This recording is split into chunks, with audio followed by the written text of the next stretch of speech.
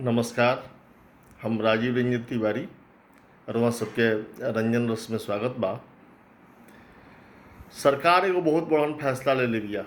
ये बतावे के मन करत रहला, देश के 28 गो राज्य में तंबाकू, गुटखा, सुरती, पान मसाला खैला पर रोक लगा दिहल गईल बा।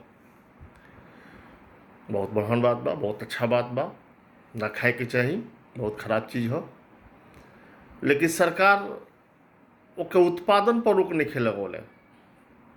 अभी रुआ सब बुझिए सरकार की क्रोनोलॉजी ना कहले अमित शाह जी कि क्रोनोलॉजी है।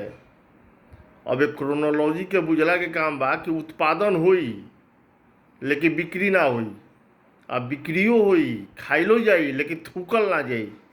रोक ये बात पर बा कि तंबाकू, गुटखा, सुरती खा के यदि केहू कहीं थूकी तो ओकरा पर कार्रवाई कल जाई।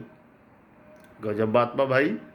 जब उत्पादन होई तो बिक्रियो होई, आ जब बिक्री होई तो लोग खइबो करी, आ लोग जब खाई तो ओकरा के थूकबो करी। घोटी तो ना नू। अभी के समझाई या कौनिया समझी लो, ये बात नहीं के समझ में आवत।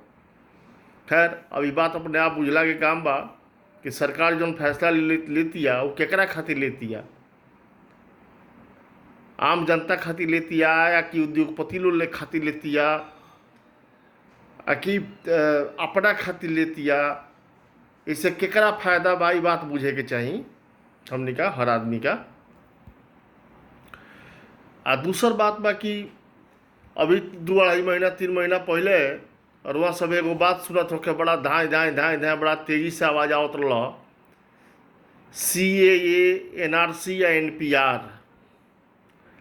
अभी कोरोना के हाहाकार में ये सब फंस गई बा। इतना तान तान के बोलत रहा लोग, केंद्रीय मंत्री लोग, उसमें हमारे गृह मंत्री रहनी, कहत रही जे एको इंच सरकार ना पीछे हटी ये फैसला से।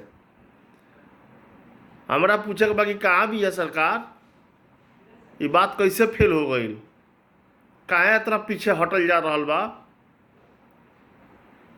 ऐसे आदमी के मानवीय होखे के चाही, बुझे के चाही लोग के समस्या। 1 इंच पीछे ना हटे, 1 इंच पीछे ना हटे, चाहे कुछ हो, कितनो विरोध हो जाओ। देश भर में कितना हल्ला हंगामा बवाल मच रहा है एक खातिर। अभी कोरोना का हाहाकार में सब खत्म।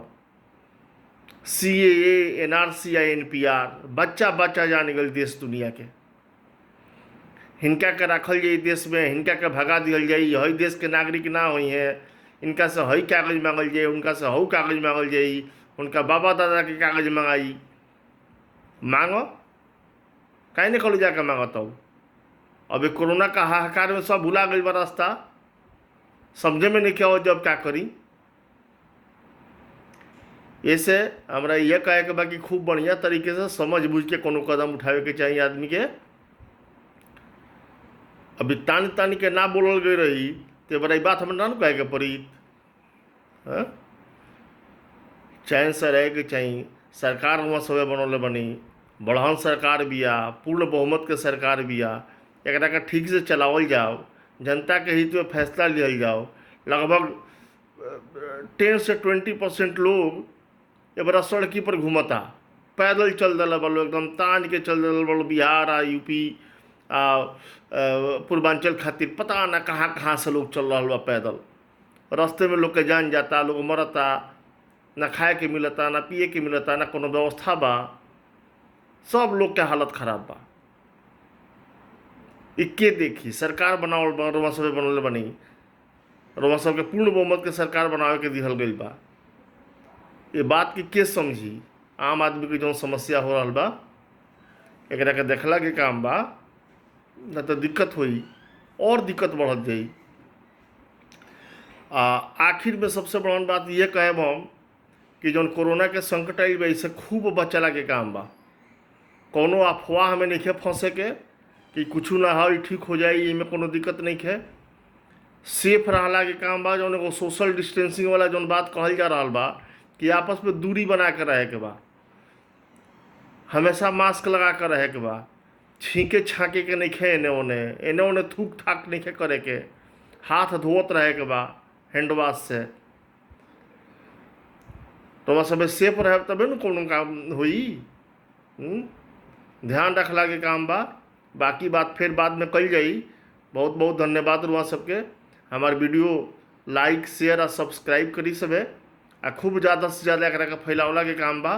फिर बाद में बतियाए भाव। नमस्कार, धन्यवाद।